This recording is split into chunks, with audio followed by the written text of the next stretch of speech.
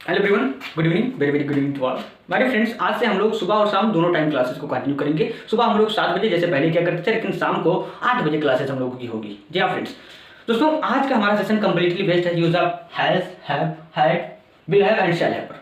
जी हाँ फ्रेंड्स, अगर आज आप इस वीडियो को देखते हैं तो मैं आपसे प्रॉमिस करता हूँ कि आपको use of has, have, had, will have और शैल हैव में कोई कंफ्यूजन नहीं बचेगा। अगर आपको कोई कंफ्यूजन बचता है तो आप वीडियो को 2 बार डिसलाइक कर दीजिएगा। तो आइए शुरू करते हैं आज का session. Let's get started.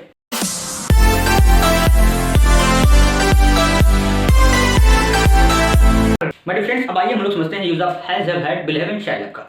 My dear फ्रेंड्स, यहां पर देखिए हैज, हैव,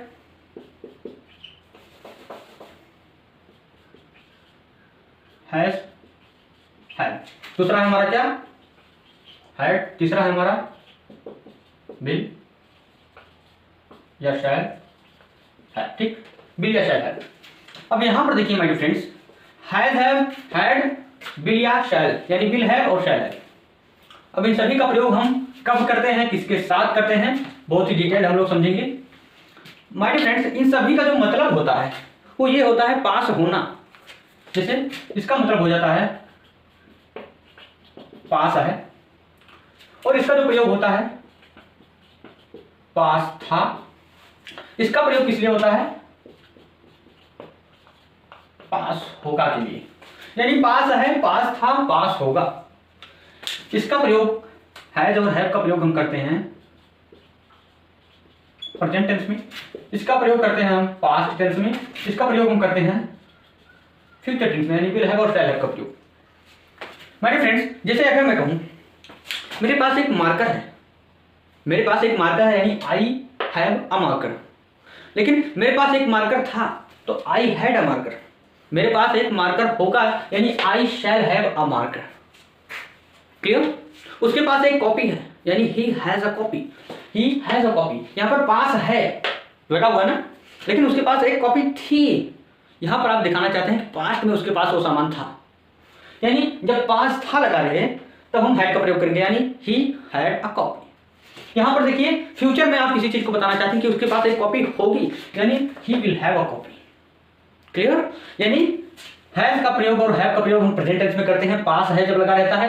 हैड का प्रयोग हम पास्ट टेंस में करते हैं जब वाक्य में पास था लगा रहता है, और विल हैव शैल हैव का प्रयोग हम फ्यूचर टेंस में करते हैं जब पास था लगा रहता है। आइए देख लेते हैं इन सभी के स्ट्रक्चर की। अफर्मेटिव सेंटेंस में इसके स्ट्रक्चर क्या होते हैं, नेगेटिव सेंटेंस में इसके स्ट्रक्चर क्या होते हैं, और इंट्रोगेटिव, डबल इंट्रोगेटिव में क्या स्ट्रक्चर होते हैं। हमारे फ्रेंड्स, इनके जो स्ट्रक्चर होते हैं अफर्मेटिव सेंटेंस में वो होता है, सबसे पहले हम लिखते हैं भैया सब्जेक्ट, फिर लिखते हैं अपन हैज या हैव, फिर लिखते हैं ऑब्जेक्ट। इसमें क्या हो जाता है, सबसे पहले लिखते हैं सब्जेक्ट, फिर लिखते हैं हैड, फिर लिख देते हैं ऑब्जेक्ट। इसमें क्या होता है भैया, सबसे पहले लिखते हैं सब्जेक्ट, फिर लिखते हैं विल या फिर शैल हैव, ठीक, प्लस ऑब्जेक्ट हो जाता है। नेगेटिव में क्या होता है बाबू, इसमें सब्जेक्ट पहले लिखते हैं, फिर हैज और हैव के बाद हम नॉट को प्लस कर देते हैं बाबू, ठीक है, या फिर नो, नॉट या नो को लगा देते हैं। अभी मैं बताता हूं कि नॉट कब लगेगा और नो कब लगेगा। फिर ऑब्जेक्ट लिखते हैं। यहां पर देखिए सब्जेक्ट हो जाता है हमारा, फिर हैड, फिर प्लस नॉट हो जाता है और प्लस ऑब्जेक्ट हो जाता है।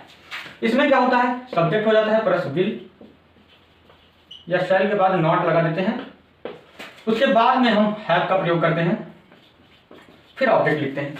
लेकिन अब इसी का इंट्रोगेटिव सेंटेंस देख लेते हैं जब क्या क्वेश्चन वर्ड आगे लगा रहता है। तो सबसे पहले हम हेल्पिंग वर्ब से शुरुआत करते हैं, यानी हैज या फिर हैव हो जाता है, फिर हमारा सब्जेक्ट हो जाता है, उसके बाद में फिर हमारा ऑब्जेक्ट हो जाता है, लास्ट में क्वेश्चन मार्क। इसमें क्या होता है, हैड आगे हो जाता है, फिर सब्जेक्ट होता है हमारा, फिर ऑब्जेक्ट हो जाता है, लास्ट में क्वेश्चन मार्क। इसमें क्या होता है भैया, इसमें भी सब्जेक्ट आगे हो जाएगा हमारा, सॉरी हेल्पिंग वर्ब आगे हो जाएगा, तो विल हो जाता है आगे या फिर शैल हो जाता है। आप लोग जानते हैं विल का प्रयोग कब करते हैं, शैल का प्रयोग कब करते हैं भैया, विल का प्रयोग करते हैं, पहले आप शैल का देखिए, शैल का प्रयोग हम करते हैं आई और वी के साथ, और आई और वी को छोड़कर सभी के साथ हम विल का प्रयोग करते हैं। अब यहाँ पर देखिए आप विल या शैल, उसके बाद में फिर लिखते हैं सब्जेक्ट, फिर लिखते हैं आप हैव, फिर लिखते हैं ऑब्जेक्ट, लास्ट में क्वेश्चन मार्क हो जाता है। अब डबल इंट्रोगेटिव यानी क्वेश्चन वर्ड जब बीच में आता है, जैसे राम के पास यह कलम कैसे है, तो कैसे बीच में आ गया है ना। अब इस प्रकार के वाक्यों को ट्रांसलेट करने के लिए हम क्वेश्चन वर्ड को ही आगे उठा लाते हैं। यानी सबसे पहले हम लिखेंगे यहाँ पर क्वेश्चन वर्ड, फिर लिखते हैं हैज या हैव, फिर सब्जेक्ट लिखते हैं, फिर ऑब्जेक्ट लिखते हैं, फिर लास्ट में क्वेश्चन मार्क लगा देते हैं। इसमें क्या करते हैं भैया, इसमें सबसे पहले हम लिखते हैं क्वेश्चन वर्ड, इसमें भी ठीक, फिर लगाते हैं अपना हैड, फिर लिखते हैं सब्जेक्ट, फिर लिखते हैं ऑब्जेक्ट, लास्ट में क्वेश्चन मार्क। इसमें क्या करते हैं, सेम कंडीशन, क्वेश्चन वर्ड आगे लिखते हैं भैया, फिर हम लोग लिखते हैं विल या फिर शैल, फिर सब्जेक्ट लिखते हैं, फिर हैव, फिर ऑब्जेक्ट लिखकर क्वेश्चन मार्क लगाते हैं। जैसे एग्जांपल देख लीजिए, यहाँ पर बारी बारी से हम लोग डिटेल समझेंगे, अफर्मेटिव सेंटेंस में एग्जांपल, नेगेटिव सेंटेंस में एग्जांपल, सब में। अब यहाँ पर देखिए हम एग्जांपल देखते हैं इसके। जैसे राम के पास एक कार है। मैंने आपको बताया था कि पास है लगा रहता है, पास है, राम के पास एक कार है, पास है लगा है। लेकिन इस सेंटेंस में क्या हो जाएगा बाबू, राम के पास एक कार थी। जैसे देखिए राम के पास एक कार थी, इसमें क्या हो जाएगा, राम के पास एक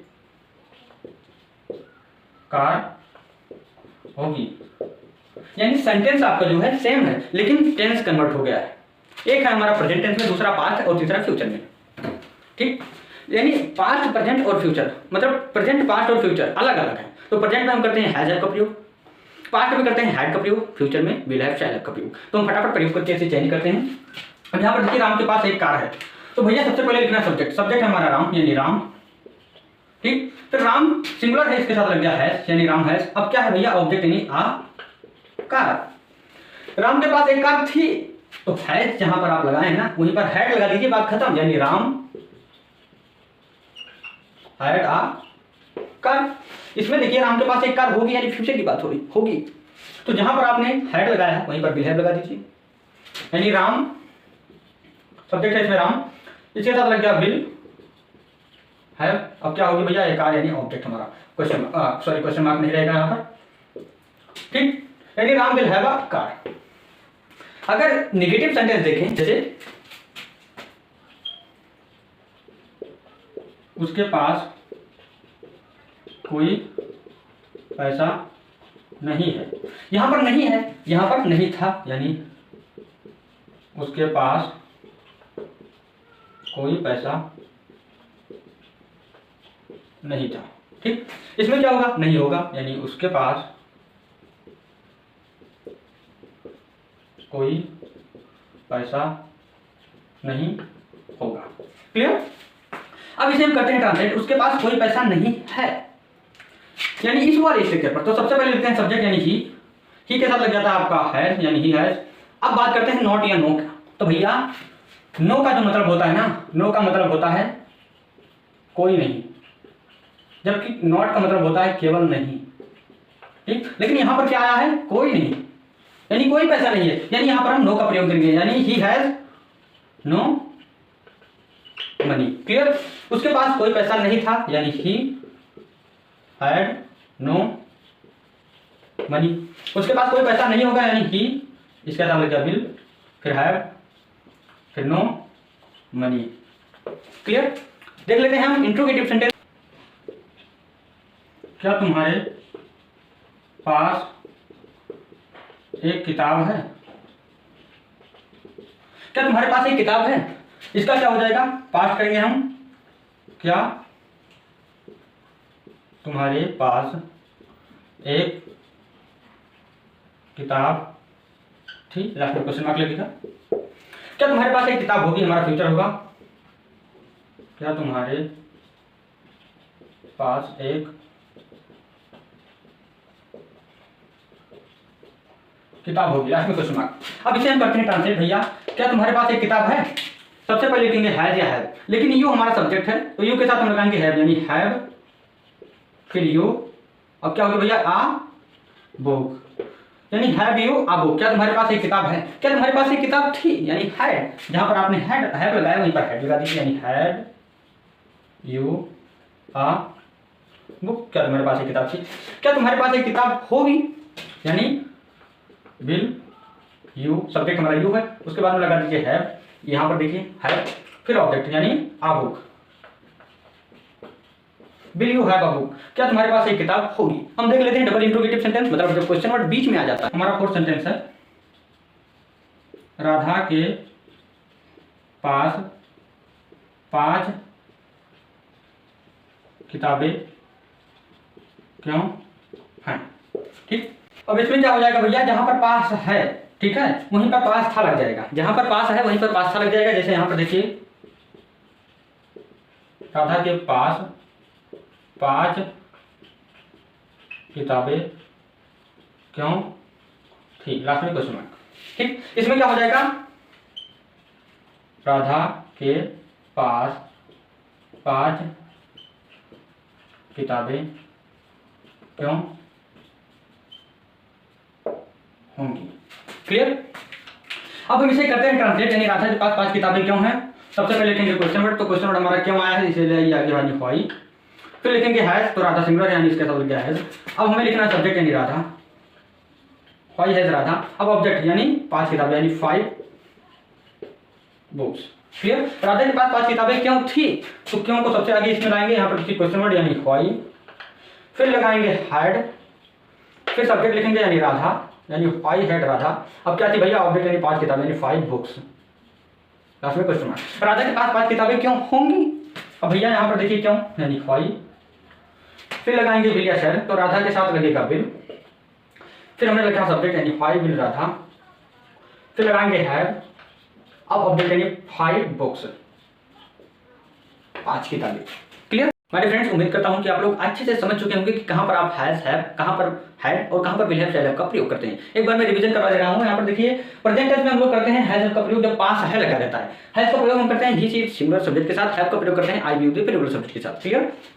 लेकिन यहां पर देखिए हैड का प्रयोग हम करते हैं पास्ट टेंस में भैया जब पास था लगा रहता है। हैड का प्रयोग हम सभी सब्जेक्ट के साथ करते हैं, चाहे वो सिंगुलर हो या फिर प्लूरल हो।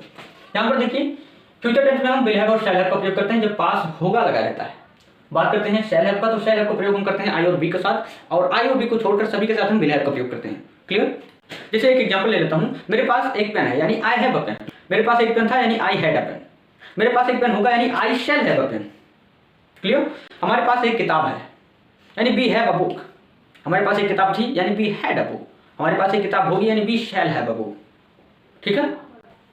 उसके 3 लड़के हैं यानी ही हैज 3 सन्स, उसके 3 लड़के थे यानी ही हैड 3 सन्स, उसके 3 लड़के होंगे यानी ही विल हैव 3 सन्स। मेरे फ्रेंड्स, कभी कभी पास आया शब्द नहीं लगा रहता है, जैसे राम बांसुरी रखता है, तो भैया पास में ही रखता है बांसुरी ना, यानी राम हैज फ्लूट। राम बांसुरी रखता था यानी राम हैड फ्लूट, राम बांसुरी रखता होगा यानी Ram will have flute. Clear. मेरे फ्रेंड्स, आप लोग बहुत ही अच्छे से समझ चुके होंगे। दोस्तों मैं थोड़ा साइड हो जा रहा हूँ, ये लीजिए बोर्ड पर आप लोगों का होमवर्क दिख रहा है। मेरे फ्रेंड्स, प्लीज इन सेंटेंसेस को आप लोग अच्छे से ट्रांसलेट करिए ताकि आप खुद समझ सकें कि आप लोगों ने कितने अच्छे से प्रोसेस को देखा और समझा।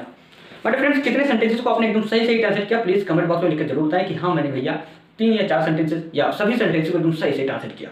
क्लियर। जैसा कि आप लोग जानते हैं हम लोगों की क्लासेस की टाइमिंग मॉर्निंग में 7 बजे और इवनिंग में 8 बजे है, तो प्लीज क्लासेस को जरूर अटेंड करिए ताकि आप लोग अच्छे से बोर्ड के एग्जाम में 95+ मार्क्स स्कोर कर सकें। मेरे फ्रेंड्स, यही हौसला रहा तो मुश्किलों का हल भी निकलेगा, यही हौसला रहा तो मुश्किलों का हल भी निकलेगा, जमी बंजर हुई तो क्या हुआ यहीं से जल भी निकलेगा, और होके मायूस अंधेरों से ना घबरा मेरे साथी, होके मायूस अंधेरों से ना घबरा मेरे साथी, इन्हीं रातों के दामन से सुनहरा कल भी निकलेगा। दोस्तों, आज अगर आप अपनी नींदें गवाते हैं ना, तो कल यही जो नींदें आज आप गवा रहे हैं यही सफलता के रूप में बाहर आएगा, और आप अपने आप पर गर्व महसूस करेंगे, आपके पेरेंट्स आप पर गर्व महसूस करेंगे। तो मेरे प्यारे दोस्तों, मिलते हैं कल सुबह 7 बजे एक नए वीडियो के साथ। तब तक के लिए बने रहिए अभिषेक क्लासेस के साथ और करते रहिए अपनी बोर्ड एग्जाम की तैयारियां। सी यू टुमारो। Good night.